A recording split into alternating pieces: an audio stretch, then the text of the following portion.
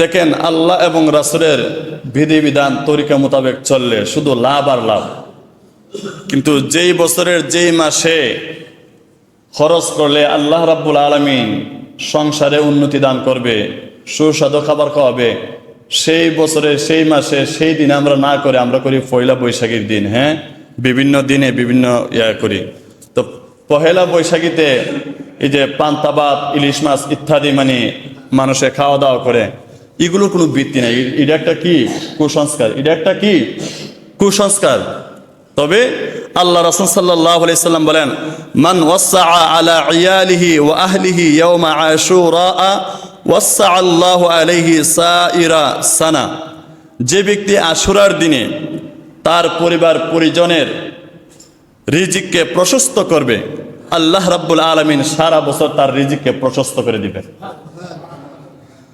মানে হচ্ছে মুহররমের 10 তারিখ আশুরার যে দিনটা, 10 মুহররম, এই দিনে বাসাবাড়িতে ভালো খাবার দাবারের কি আয়োজন করা, এতে আল্লাহ রাব্বুল আলামিন তার রিজিকের মাঝে বরকত দান করবে এবং সারা বছরে কি ভালো খাবারের সুযোগ করে দিবে। কিন্তু পহেলা বৈশাখীর কথা তো উল্লেখ করে নাই, কোরআনও নাই, হাদিসও নাই, কোনো ইতিহাসও নাই যে পহেলা বৈশাখীর দিন 20,000 টাকা 18,000 টাকা কেজি ইলিশ মাছ এনে খেলে একটা নিকি দিবে। এই কথার প্রমাণ কোনো কোরআন হাদিসে নেই। আছে কোনটা? 10 মুহররম।